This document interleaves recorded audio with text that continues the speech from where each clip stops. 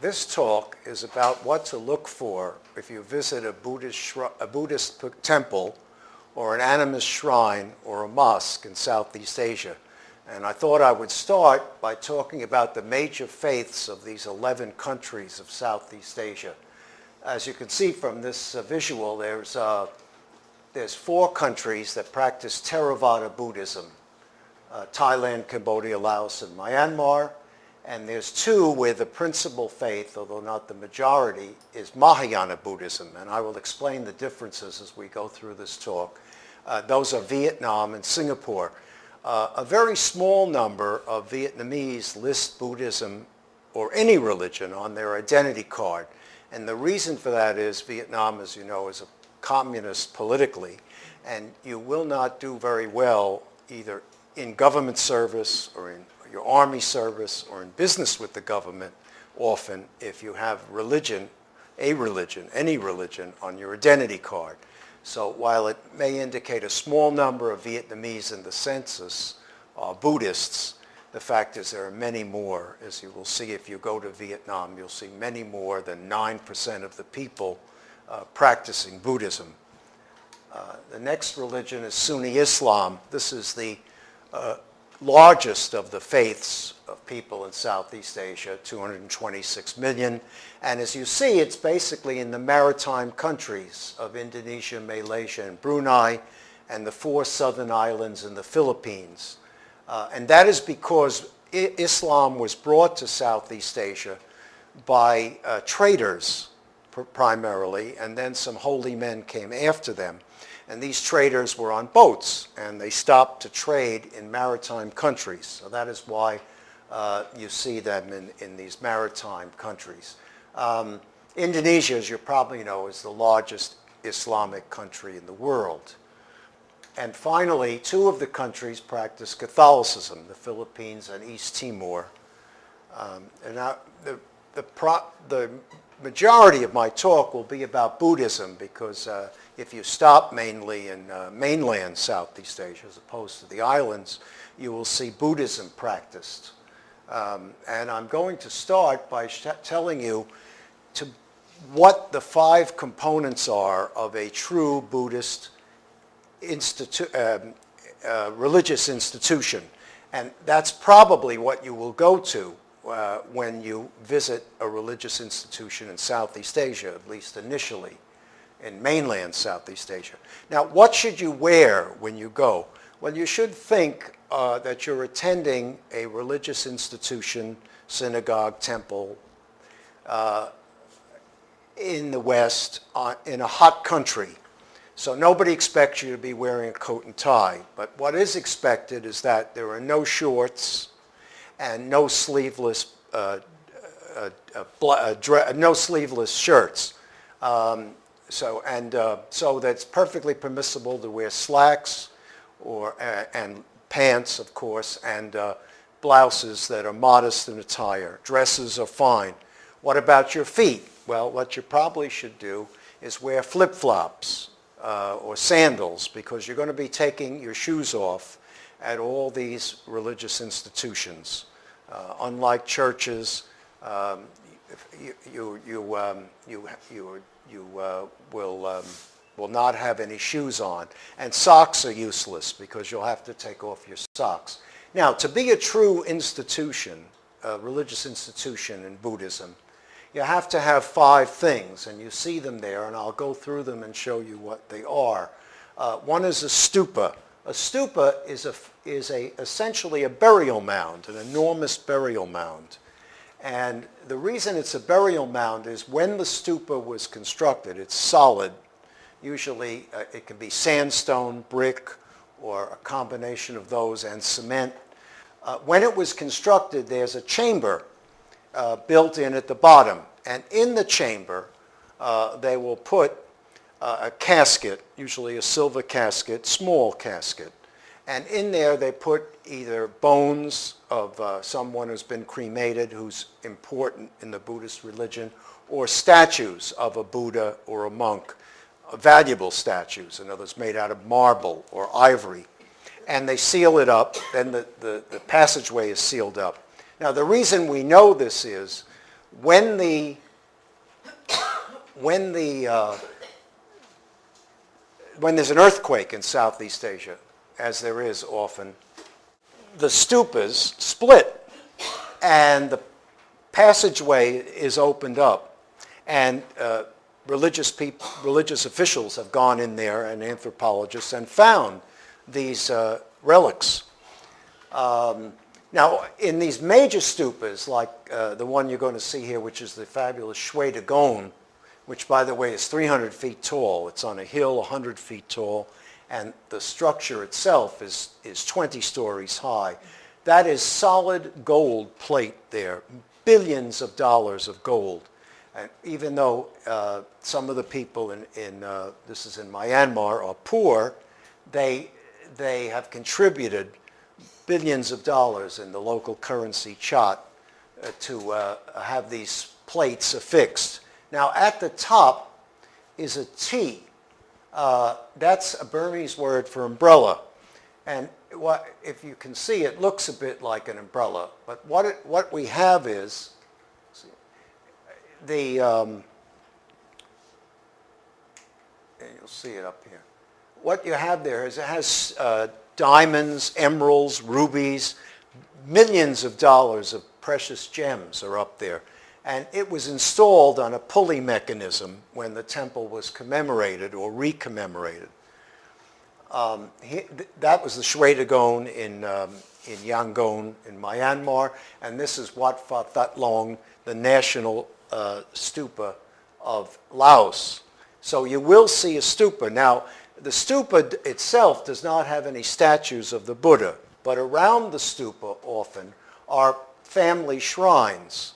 And in the family shrines, families have built these individual shrines. There are guardians. That's a guardian there, 2 guardian lions, and there are statues of the Buddha in the shrine. And people will come and take water and wash the Buddha, go around and back and wash the Buddha. They'll put offerings up here on the ledge, light candles, and then they will bow down and worship. And there also are shrines for the days of the week. Buddhist week is divided into 8 days. Wednesday is split in half at noon. Every Buddhist knows when he was born, the day of the week that he was born. That's his family shrine. And that's his his day of the week shrine. So he goes over to that shrine and worships there also. Each one of them has an animal. In my case, I'm Thursday born, and my animal is the rat. So I try to find the statue of the rat, make sure I don't mix it up with the hare, which to me looks almost the same. And then I go to that day of the week shrine to worship. Yes? When they bow down, are they saying prayers on their own, or are they written prayers? No, they're saying prayers generally that have been written down. Mm-hmm. Personal prayers I will deal with. That's mostly in animism. So they're saying prayers in Pali, the language in which they worship, that they have memorized. Also, they use prayer beads, very much like Catholics, and they roll the prayer beads as they say the prayers.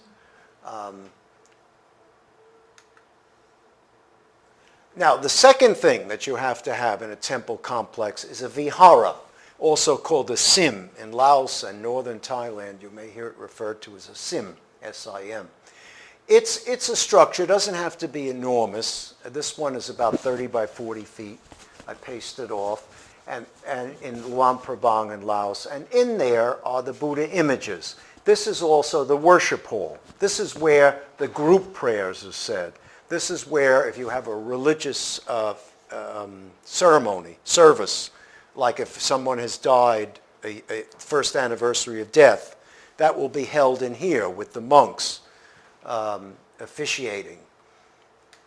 This gives you an idea from the front. Some of them are elaborately decorated. And this are the statues that are inside.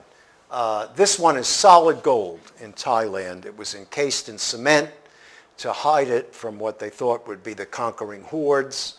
And when moving it in about the 18th century, the cement broke. And inside, lo and behold, was a solid gold Buddha. And you can also, that's my wife Anita, and you can see you can purchase for about 50 cents some gold leaf and affix it to the base of the Buddha or to the Buddha itself, and that's how you can gain merit. The name of the game in Buddhism is to acquire merit. If you acquire merit, you'll be reborn in a higher birth, a higher level. And if you keep going up the ladder, theoretically you can attain nirvana. So that's one way you can acquire merit. Now this is a fairly typical Buddha altar of a large Buddhist vihara. This is at the Shui Dagon. You see these massive statues, 4 of them, and smaller statues. What you don't see are statues of anything else. In Theravada Buddhism, that is all you will generally see on a Theravada altar. The concept of Theravada is you're performing good acts, meditating, or worshiping, memorizing, studying, in order to save yourself and attain nirvana. In Mahayana, you're doing those kinds of things in order to save yourself and others. And that's one of the differences between Mahayana and Theravada. So you have a very, very plain altar in the sense of Buddhism, Buddha only.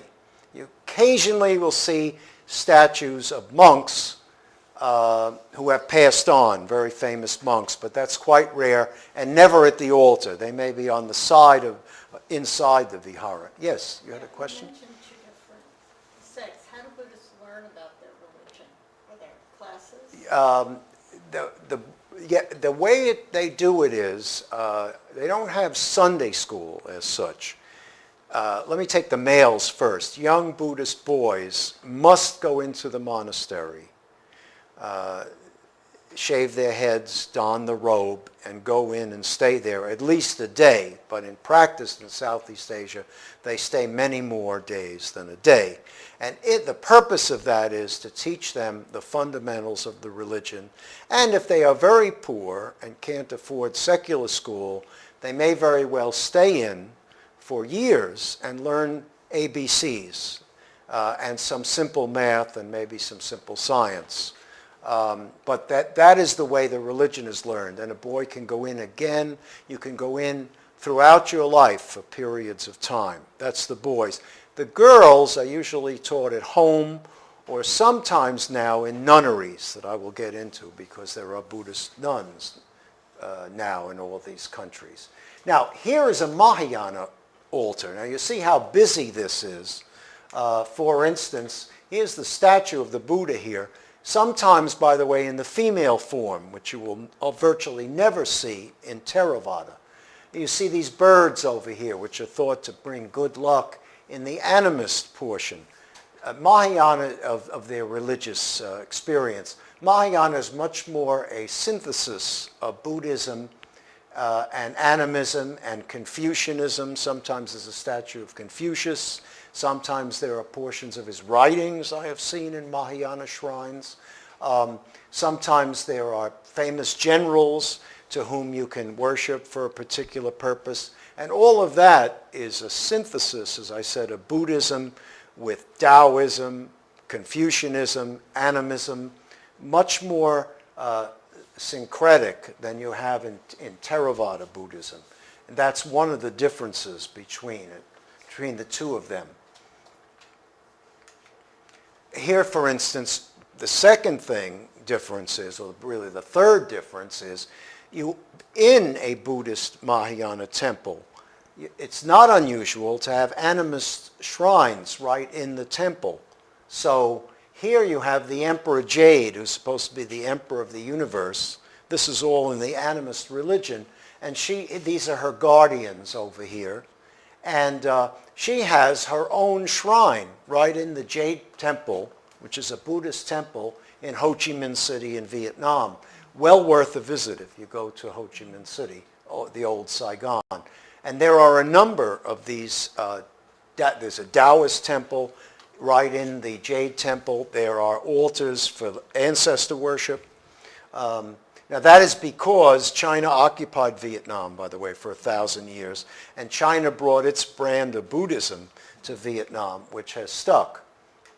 Now the third thing that you're going to see in a Buddhist full-fledged institution, religious institution, is either a gong or a drum. There are about three purposes of that. One purpose is this is the alarm clock for the monks. At 4 a.m., somebody comes and bangs the drum. I know that because I was living right next to the monastery in Luang Prabang. And I was wakened one morning and I understood what was going on. It was 4 a.m. That's one purpose. The second purpose, and this is sort of unique to Luang Prabang, as far as I know in Laos, is twice a month on the half moon day and the day following the half moon day, because Buddhism uses a lunar calendar, by the way. At 4 p.m. in Luang Prabang, somebody gets up here for these steps and plays the gong, and somebody bangs the drum, frequently a temple trustee and a monk, in a very spirited manner, very much like American jazz. I loved it for about 15 minutes on those 2 days. Well worth seeing if you go. And the third purpose of the bell or the gong is, and here's a smaller one, is inside the pagoda, the vihara, you'll see these gongs. Also, they're near the stupa, and they're enormous. Some of them are great big bells also. It may not be a gong. You hit that 3 times with a mallet in order to signal to the spirits that you're coming to worship. Well, that's the first thing a Buddhist does when he goes to worship. He hits that gong 3 times. Also, it's used during religious services at various points to indicate they're going to say certain prayers. And there's the spirited trustee playing the drum.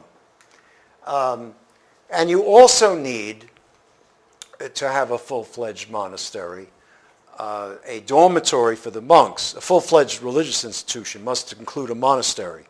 There are religious institutions, stupas and viharas, without monks. Visiting monks come to officiate.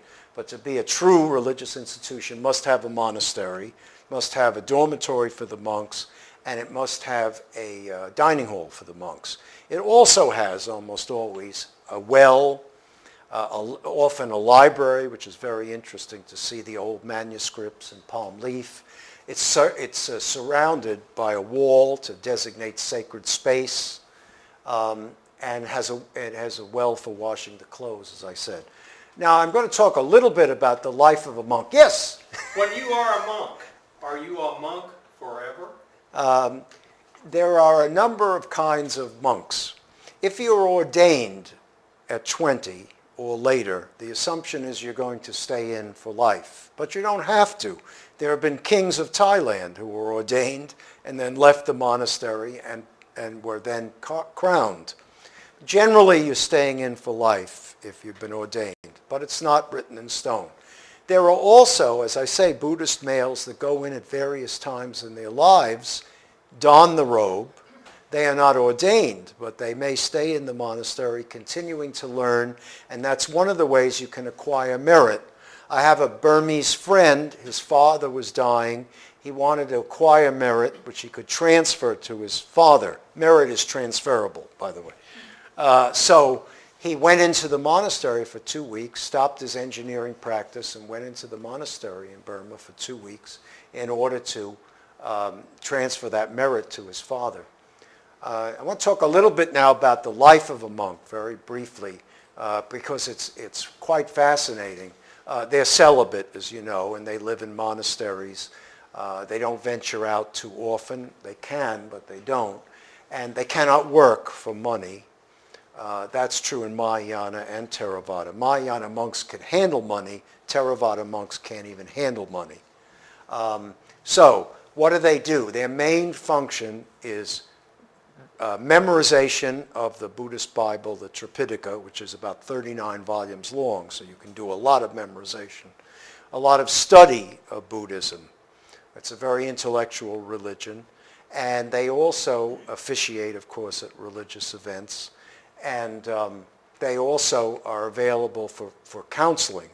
And So what they generally do is they catnap. They do, since they're doing a lot of memorization, they don't sleep 7-8 hours as we do. They catnap. So I know this because a Scottish man went into the monastery for a year and wrote a very interesting book about, he actually lived the life of a Burmese monk for a year.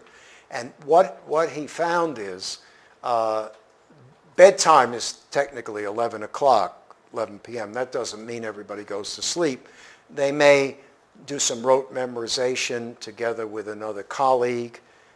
After an hour, they may get tired. They may go right to sleep on the floor, usually on mats. They don't use pillows because the Buddha didn't have a pillow when he was wandering in the forest after attaining enlightenment and preaching and starting the religion. He lived a very aesthetic lifestyle. So that's the way they live. So, and Southeast Asians can sleep any place at any time. If you've ever seen it, it's amazing. I came down to attend a theatrical performance at 4 a.m. in the hotel, and there was the desk clerk and the night guard fast asleep on the coffee table, large coffee table in the lobby, and they didn't stir at all when I went out to get the taxi. They can sleep anytime. So the monks catnap from about 11 at night to about 4. Then they rise, and their day is spent, as I said, mostly studying, worshiping, officiating.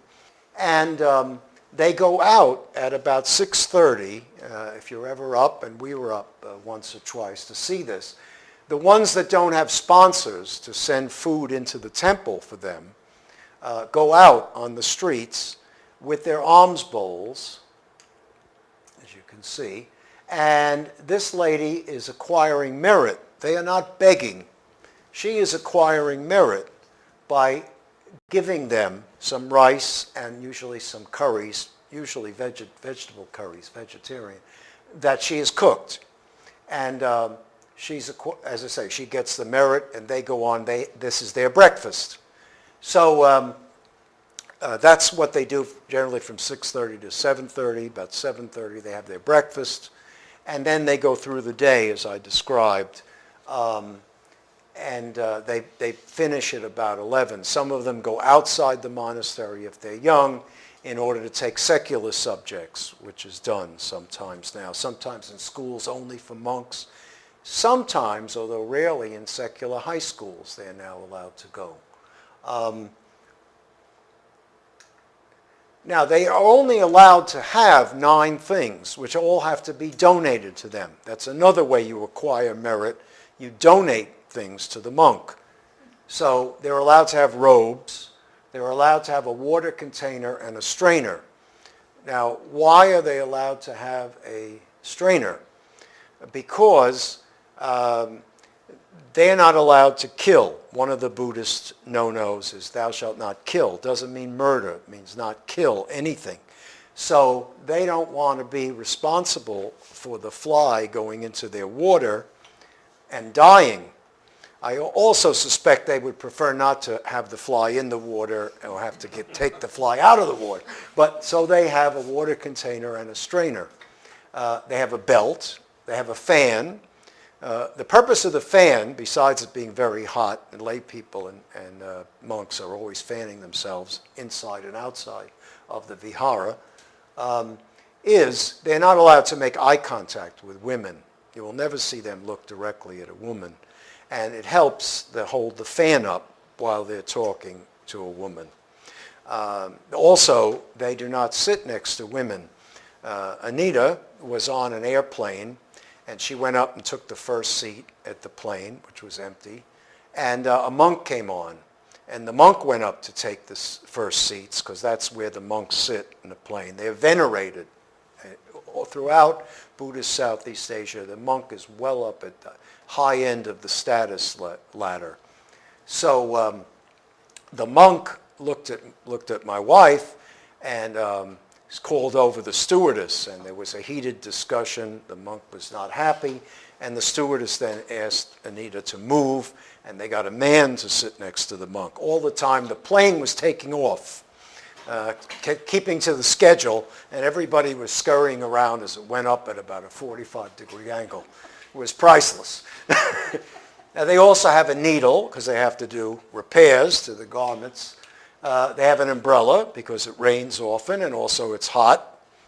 They shield themselves from the sun with an umbrella. They have flip-flops, which they call slippers in Southeast Asia. They have the bowl that I spoke about, and they have a razor because, of course, they're all clean-shaved, and they shave each other's heads. Theravada, which is a bit stricter that way than Mahayana, another difference, you will never see hair on a Theravada monk's head. He's shaved once a week. Mahayana monks, often you will see hair. If you look at the Tibetan monks, and I suspect maybe it's because it's cold in Tibet and even in India where they are now in Dharamsala, so many of them, their hair grows. They only shave about once a month. So you'll see hair on the monk of a tantric Buddhist. Now, I've now finished the segment on Buddhism. I'm going to go on now to animism. Virtually every Southeast Asian, whether his religion, his big five religion, is Islam, Christianity, Buddhism, Hinduism, Sikhism, still believes in animism. Animism, which is the initial religion, the indigenous religion, you might analogize it to the religion of American Indians. It's the worship of the spirit of the land, the spirit of the water, those kinds of things. And it's also the worship of human beings embodied in statues, many of them who died violent deaths, but are considered to be able to bring beneficial outcomes to you if you pray to them. Now, why do they still have animism?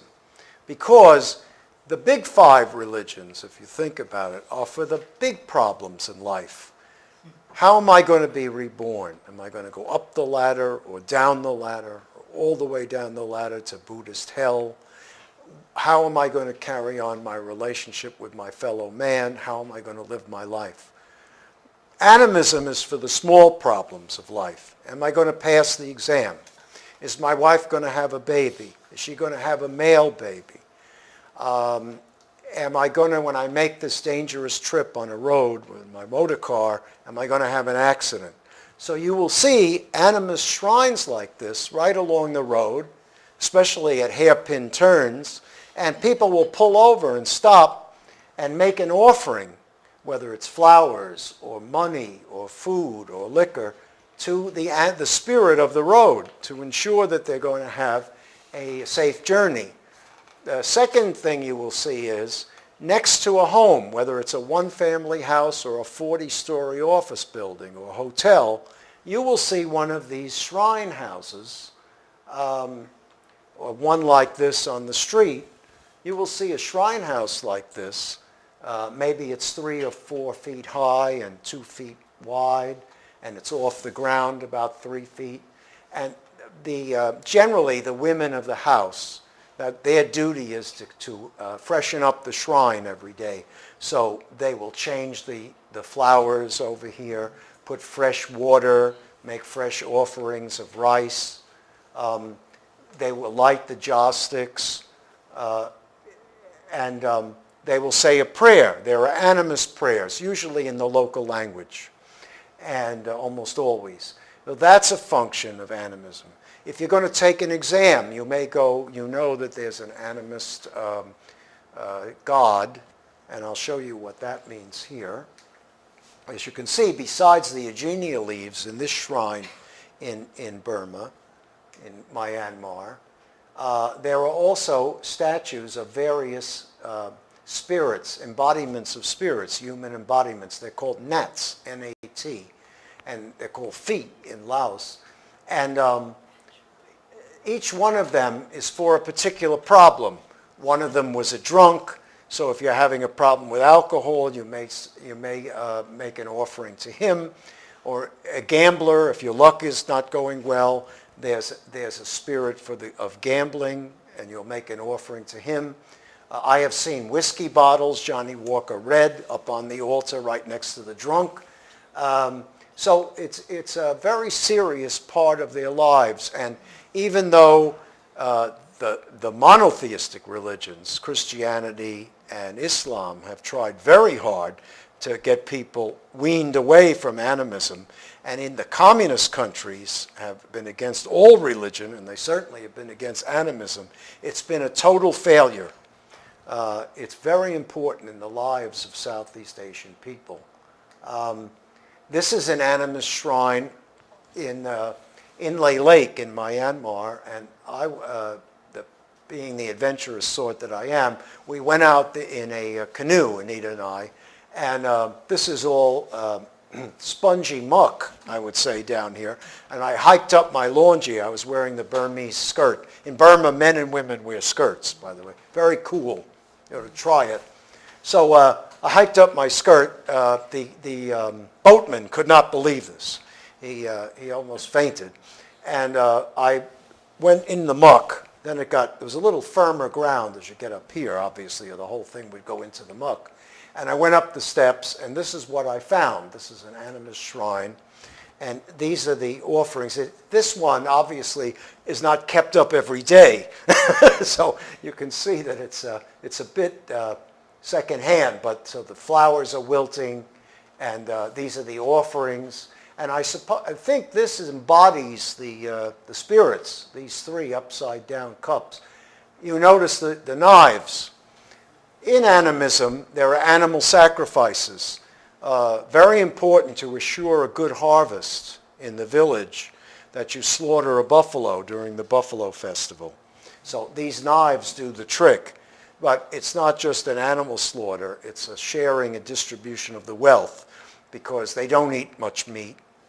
So when the buffalo is slaughtered, it's cooked, and the meat is distributed throughout the village. Well, I'm going to close now about Islam. You should not be shy about going to a mosque. If you ask the guide, he or she will tell you which mosques are open for foreigners.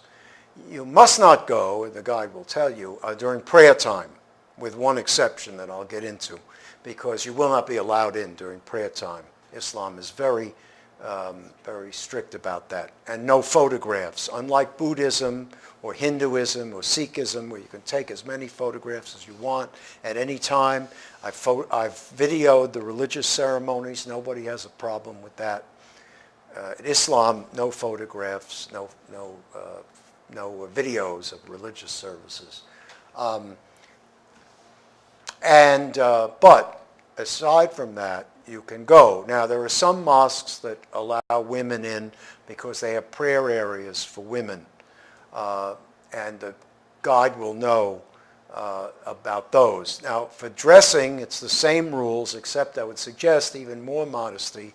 Probably should bring a long sleeve shirt along in the van or the bus or the car, and put it on before you go to the mosque over your regular coat, regular clothes, because virtually all the Muslims have long sleeves, men and women, when they go to the mosque. The women frequently are wearing gowns. They do not fully cover their faces. It's nothing like the Middle East or Afghanistan, but their heads are always covered if they're fervent. Their hair is always covered, and often their heads are covered when they're in the mosque. Their hair is covered. So you will see mosques like this. There are some small, some large. The dome indicates the place where worship takes place in the mosque. If there's only one dome, it's only for males, and that's the worship place. The women have to worship at home. If there are two domes, as there are in many mosques, then there's a separate worship area for women. Now, there's one exception. If you want to see worship, show up there at 12 noon on a Friday. That's the main worship time. And usually there are so many men there worshiping, and if there are two domes, women also, that there's no room in the mosque for everybody. So on the outer verandas that many of them have, you will see people putting down their prayer rugs and worshiping. So if you want to see a Muslim worshiping, then you might show up at 12 noon on a Friday. Now what you will see in the mosque is there's a wash-up area separate for men and women. A Muslim takes off his shoes, washes his feet, and also washes his arms all the way up to his elbows before praying. And I believe he says a prayer over that too. Then inside, you see here this indentation. That indicates the direction of Mecca, because they always worship facing Mecca. In Southeast Asia, Mecca is west, not east. So this is the western wall, of the mosque. And they have here, this is an elevated seat. The imam delivers his sermon on Friday, climbing up the steps here in the back and speaking from this elevated seat. I must say the same thing is true in Buddhism, not quite as elaborate, but the monk, when he delivers his sermon during a Buddhist Sabbath or a festival, is seated on a seat, elevated somewhat off the ground, seated on a seat very much like a king. And what you also see is there's no furniture, just like a Buddhist temple. Worship is sitting on the ground. Or kneeling on the ground. And you don't see any pictures of human beings. In Islam, you cannot, it's a sin to depict the human form. Only God can make human forms. Sometimes you'll see fancy calligraphy, and what you'll also see is this, and I'll get you a better picture of that and show you what that is. There again is another seat, by the way, quite an elaborate seat in another mosque. Gold-leafed, and there's the indentation, and there's the prayer, as you can see that, and I'll tell you what that is right now. That is the prayer times for tomorrow, because it's important to pray 5 times a day if you're observant, and you have to know the times. So they're on the wall. Sometimes, by the way, there are genealogies on the wall. I saw one showing how Muhammad was descended from Abraham. So that concludes. Any other questions before we go? Yes? Well, is there an animosity between the Buddhists, like we hear the Shia and the Sunni Muslims? Yeah, no, not at all. That is a very interesting component of Buddhism. The Mahayana and the Theravada get along. Sometimes there's a synchronism in that you will see Mahayana elements in a Theravada temple. It's somewhat unusual, but you will see that. The second thing you will see is very often you will see Theravada monks from country A, maybe Sri Lanka, travel to Malaysia to deliver the prayers during one of the major Buddhist holidays, and vice versa. They have conferences together. There is no antagonism either among the clergy or the lay people. So thank you very much for your attention.